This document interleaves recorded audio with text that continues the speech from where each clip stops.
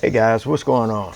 Today we're going to be checking out the Fat Electrician. This is America's worst tank, the M247 Sergeant York.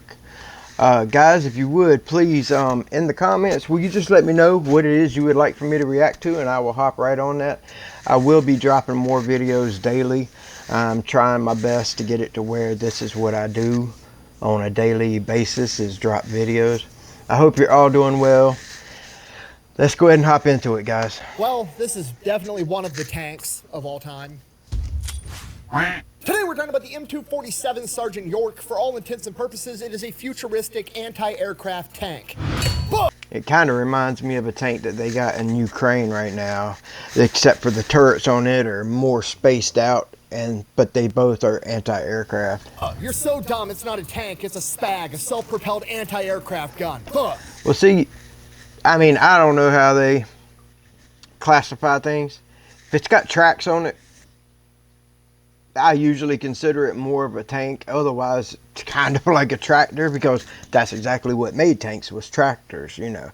Farmers got into it with them. Yeah, no, I'm aware. I just call it that because it's an armored vehicle with tracks and a big gun, which to 99.9% of people on the planet, it's a tank. It's Plus, a tank. I refuse to call it a SPAG because it sounds like a slur, okay? And if you don't believe me, if a tanker drives a tank, what is somebody that drives a SPAG called? Spagger.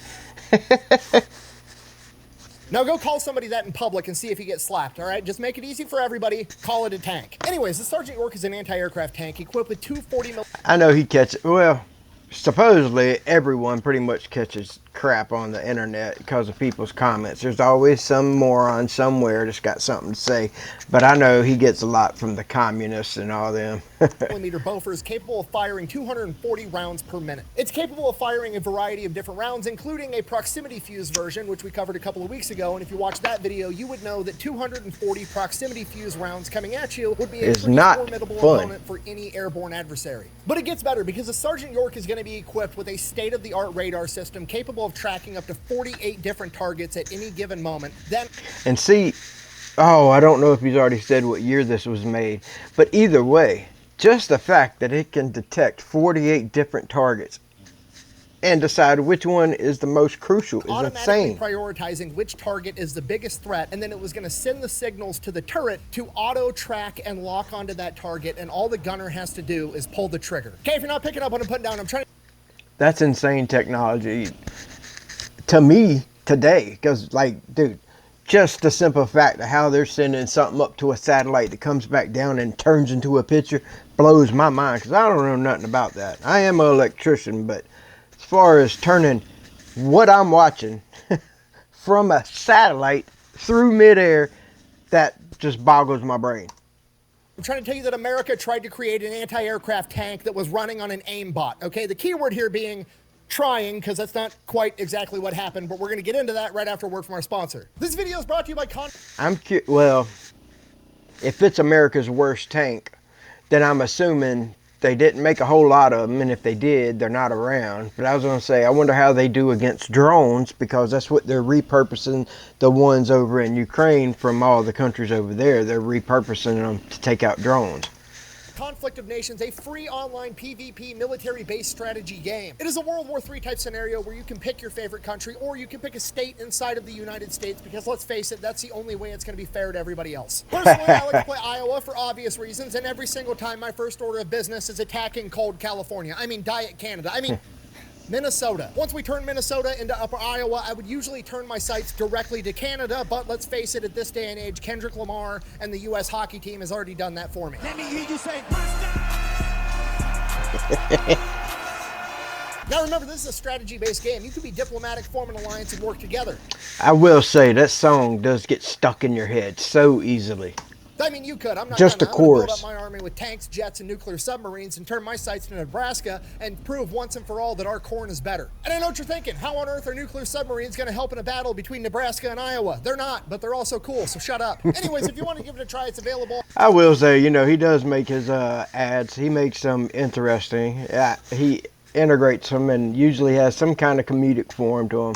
on both PC and mobile, and if you use my link and discount code down below, you're going to get a 1-month free subscription and 13,000 free gold. Let's get back to the video. All right, so in order to understand the Sergeant York, we've got to have a little bit of the history of air defense as a whole. So once upon a time, airplanes were invented. They were then used in warfare. Everybody kind of looked up at the sky and went, huh, that's new. But put a gun on it. New problems usually require the same old answers. Hey, shoot that guy. Now we're talking like World War I, right? Warfare at this point in time, not that sophisticated. As far as weapons go, you've pretty much got guns and then bigger guns, right? There's no drones, there's no Hellfire missiles, none of that shit. So people just started shooting at it with whatever they had, everything from machine guns to 90mm artillery. And for America, one of the most effective weapons against planes proved to be none other than the Browning M250 caliber machine gun, created by none other than America's patron saint of hole punching, John Moses Browning.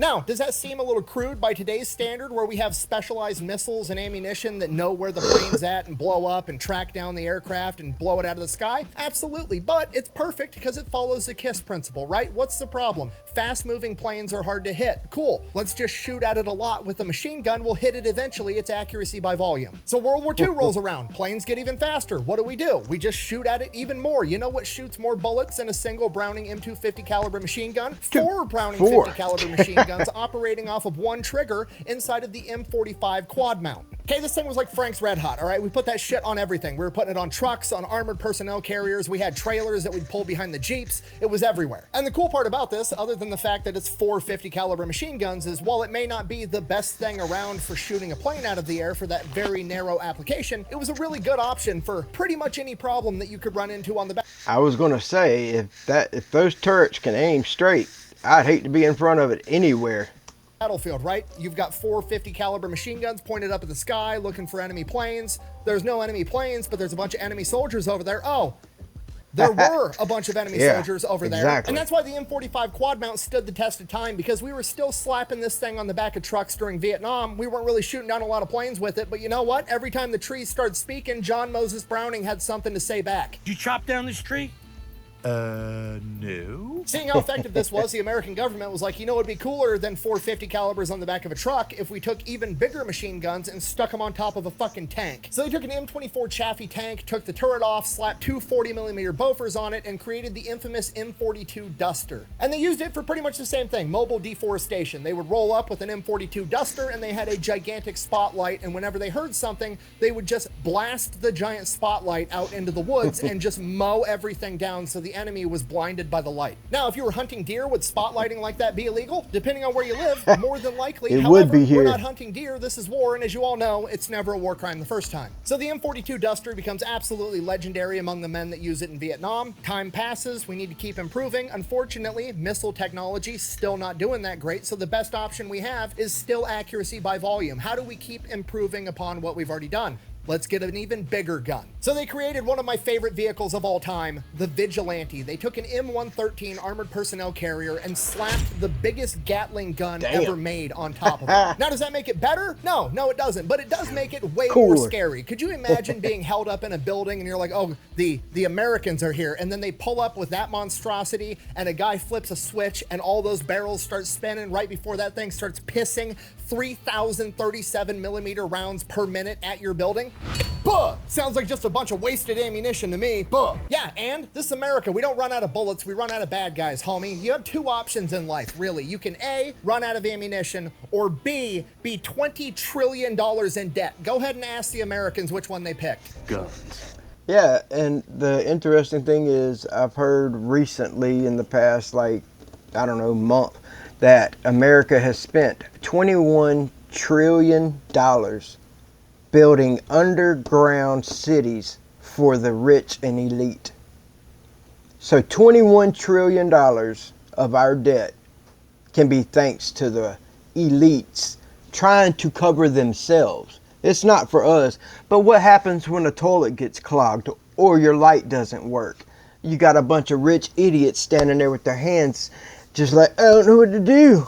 We didn't think about saving other people.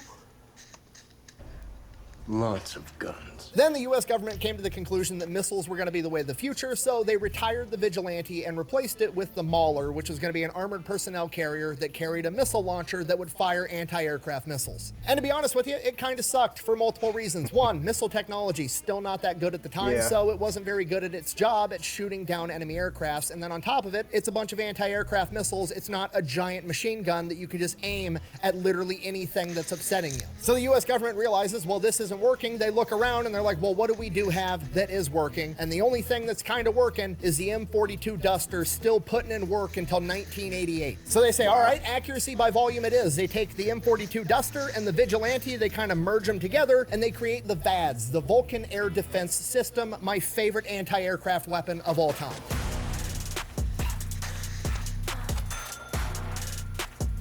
Wow. They took I don't know how much some bullets cost, but that shit looks like it comes out extremely fast. the same M113 personnel carrier and then slapped a 20mm Vulcan rotary cannon on top, capable of firing 6,000 rounds per minute. And again, it works kind of okay on enemy aircraft and even better on enemy everything else. Do I have any examples of this? Why, yes, I do. In 1989, during Operation Just Cause, when the United States military went into Panama to remove the dictator Manuel Noriega, a bunch of his men were held up inside of a headquarters building, surrounded, to which the American forces told them, hey, you should probably go ahead and surrender, to which they were like, nah. To which the American commander said, all right, get the Vulcan up here. Go ahead and fire a warning shot at the front door. Fire a warning shot. Gunny, but it's an M224 60mm mortar. I don't give a shit. Fire the fucking warning shot. And here's what the building looked like after the warning shot. At which point all of the men inside were like, you know what, on second thought, actually, we will go ahead and surrender.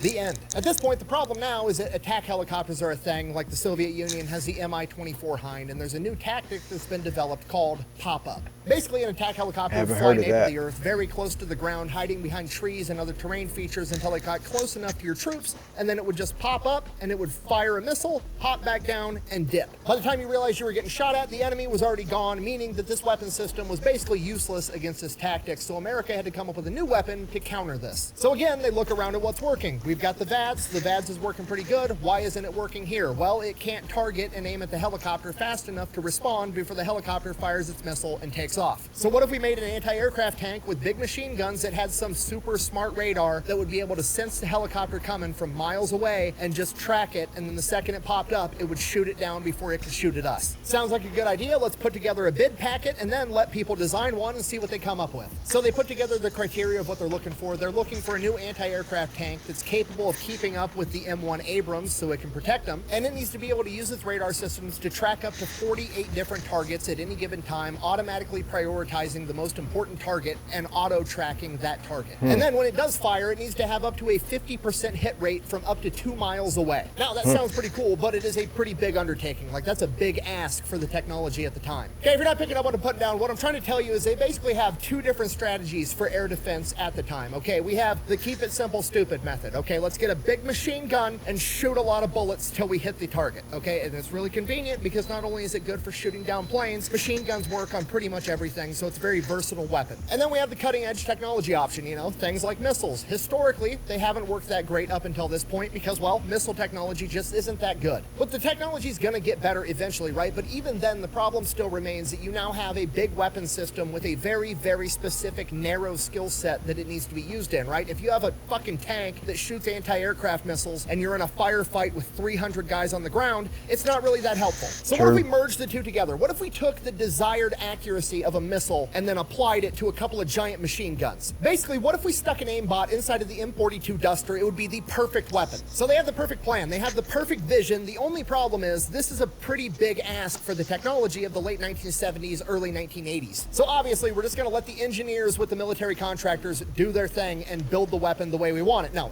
absolutely not. The government steps in and is like, no, we need... That always seems to be the fucking issue, is our fucking government gets in the way.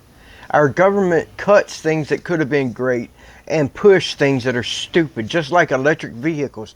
Do you know how much diesel fuel from the tractors and all the machine, everything you got to use to mine the minerals for a battery that will eventually not charge? Because have you noticed your phone? It stays charged for a long time in the beginning, but after a couple of years, it doesn't charge near as long. Same with your cordless drill, same with anything that's battery powered, the batteries go bad. Then you can't get rid of that battery.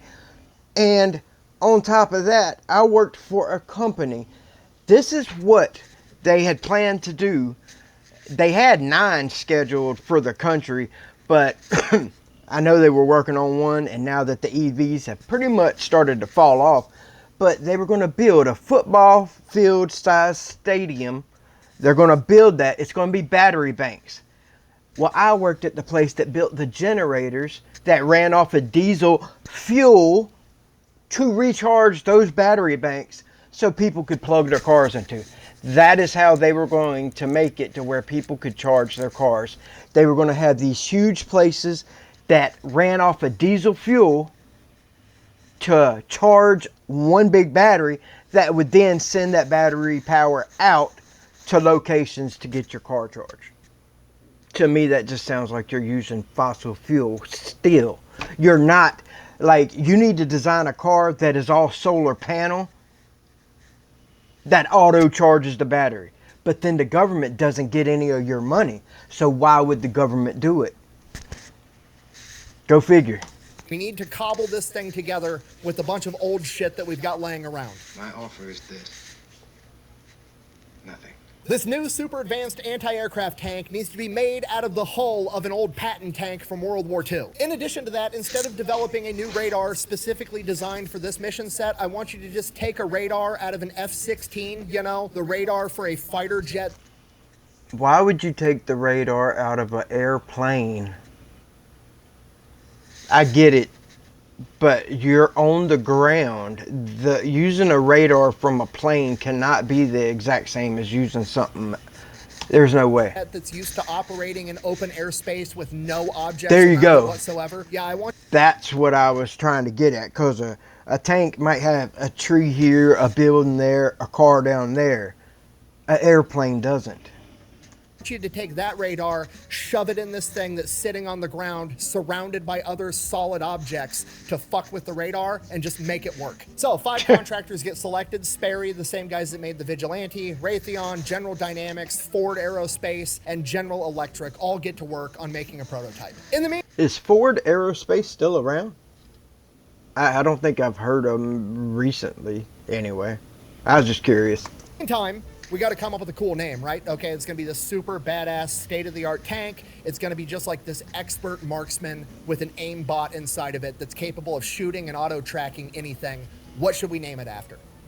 I know the answer. Let's name it after Alvin York, aka Sergeant York, the World War I hero that was a renowned sharpshooter. Makes perfect sense. That's a great name from a great man. Now we just have to build a tank that lives up to that name, and to be honest with you, we're off to a horrible start. So blueprints for the prototypes get submitted. They pick the 2 best options. Those are Ford Aerospace and General Dynamics. So they go ahead, they give Ford and General Dynamics $79 million each to build their prototype, and then they send them into testing to go head to head. I wonder how much $79 million is worth today in that, back then. In testing, they have the tanks out on the field. They have a bunch of drones fly by. The General Dynamics tank shoots down 19 drones, and the Ford tank shoots down 9. So naturally, they give General Dynamics the bid. I'm just kidding. They give it to Ford. Why the fuck would they do that? Well, apparently, they went ahead and decided that they... All right. I'm going to tell you one thing that I've learned from the fat electrician. Has nothing to do with electrical work, but it is the more government you have, the absolute more they fuck up things. It's just people giving shit to their friends. They liked the idea of having the 40 millimeter ammunition that Ford was using over the 35 millimeter ammunition that General Dynamics was using, even though the bid specified it could be any caliber between 30 and 40 millimeter. Here's what I heard. Blah, blah, blah, size, bigger. I guarantee you, it has something to do with whoever was in the government was friends or buddies with someone in Ford. Because that makes absolutely no sense when they said it can be anything between 30 and 40 millimeters. And they choose the one that gets over half the kill ratio. and bigger is better. So Ford goes ahead and they get the bid with their tank that was literally less than half as effective as the General Dynamics version. So Ford then goes, takes the money, builds 4 prototypes, and then starts manufacturing like 150 more of these things. The prototypes get put into testing and they perform absolutely terrible. Now, the Sergeant York tank is supposed to be able to use its radar to lock onto enemies in 2 different ways. One, it can track motion, ideally the props on a helicopter spinning, and it'll lock onto that. And the backup is that it's got thermals so it can lock onto heat signatures. Again, I cannot believe, I mean, dude, you got to think, you shoot down 19. The other one shoots down 9. You're playing with people's lives on, I mean, I guess you're giving more life to the enemy, but why would you choose the one that got 9 when you could have had over double that? And you could have made it whatever millimeter you wanted it. That is so absolute. It's absurd. Like, these people that think we need more government, if you show them this video, that tells you how dumb the government can be. and this is being powered by a radar that's out of an F-16, which was designed to operate in open airspace. So that radar is confused by trees and buildings, and if the guns aim up, the gun barrels interfere with the radar as well. So it's pretty much confused about everything. The tree is talking. Tree? I am no tree. If that wasn't bad enough, due to all the added weight from the 240mm Bofors and the radar and all the other equipment that's packed inside of this thing, it weighed way more than it was supposed to, meaning that it was too slow to keep up with the M1 Abrams, which was its entire point for existing. Eventually, some politicians start asking questions, which means journalists start asking questions, then they start writing articles, and then there's public... Not nowadays. If you didn't notice, the last 4 years, journalists, they just do what they're told, because otherwise they won't have a job. So they lie, pushing narratives to fit them. That's all they do now. They don't actually dig in and find anything, because if they did, you'd find out Donald Trump has turned this country around. Thank God most of the world is getting overran by illegal immigration, aliens, whatever you want to call them. I mean, like Britain, Germany, France, they are just getting overran. I used to want to go there and visit. Growing up as a kid, I always wanted to go to London and this and that. I don't want to go to there. You couldn't pay me. I wouldn't leave America for nothing. Public outcry that the government's wasting money on this tank. So in 1984, the Secretary of Defense, Caspar Weinberger, steps in and he's like, you know what? We're going to figure out if this thing actually works with even more testing. And this testing is going to cost $54 million. Now it's getting covered by... Dude, how are y'all spending $54 million on testing? You've already picked the specific item that did less than half of the... It didn't even shoot down that many. I tell you, man, our government, they have abused the fact that they can spend money and not show us what it's spent on or show us where it's going, because there's way too many people in this country for anyone to actually pay attention to what they do. And I honestly think that the government does need to be just damn near stripped down to the bare bones. You got 50 states, you got 50 governors, and then you got your city people, and that's it. You don't need all this extra bullcrap. By the press, they've got the Sergeant York out there doing this expensive testing, and it's not able to shoot down a single drone that's moving like an actual combatant would move. So then they resort to just flying the drones low and slow in a straight fucking line, which is something an enemy aircraft would never do, and it still can't hit. Especially being of that pop-up method that they're talking about, where they come up from behind trees and go back down. Well, now you're flying them in a straight line and slow, and can't do it. But then it finally grazes one. But I ticked it. It hit the bat. You're still out. This is bullcrap. Still bat. Now, it doesn't shoot the drone down, but it did damage it. And according to protocol, the dude running the drone immediately hits the self-destruct button to blow it up. That way the drone didn't fly off and crash into something important, which is exactly what he was supposed to do. But all the journalists that were there interpreted that as the Army trying to rig the testing to make the Sergeant York look like it was effective. So Exactly. Well, they were.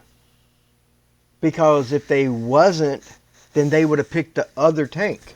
This is insane, the stupidity. So just think of all the ideas, all the things that should have been to where the American eye could see it, but got turned away due to our government having a friend with, say, a battery giant, like China. Come on, man, this is insane. So now there's even more public outcry that we need to quit wasting money on this tank because the Army has invested billions upon billions of dollars in this thing and it simply doesn't work. So then they go out and they have the helicopter drone just hover, which is something that would never ever happen, but that's what they do. And the York still cannot shoot down the drone. So then they add a bunch of radar reflectors to make it even more obvious to the York's radar where this helicopter is and have it be completely stationary. One of the lead journalists on this story described this as the equivalent to, and I quote, testing a bloodhound's ability to track a man by covering him with beefsteaks and standing him still alone upright in the middle of a parking lot. And the Army is like, no.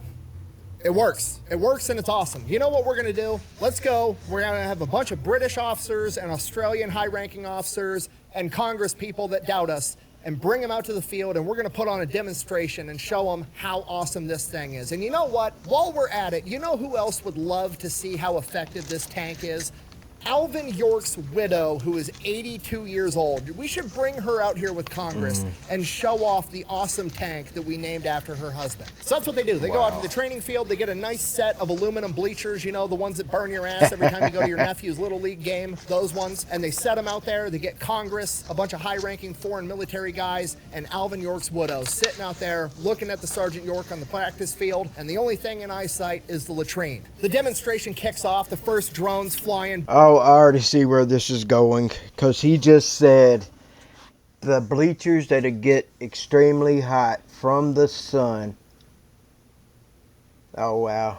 By the operators inside the Sergeant York turn on the radar. It's supposed to auto lock onto the helicopter. It's literally the only thing that's moving. And instead of beaming up to lock onto this helicopter drone, it immediately pans over and aims at the latrine because it sees the movement from the exhaust fan and interprets that as the closest viable target and aims at that instead. Drone finishes its flyby, nothing happened. Okay, drone loops back around to do another flyby. Operators inside the Sergeant York are like, okay, rough start, no big deal. We locked onto the shitter instead of the helicopter. It's fine. Let's switch over to heat signature. So they switch over to lock onto a This is exactly what I was just saying.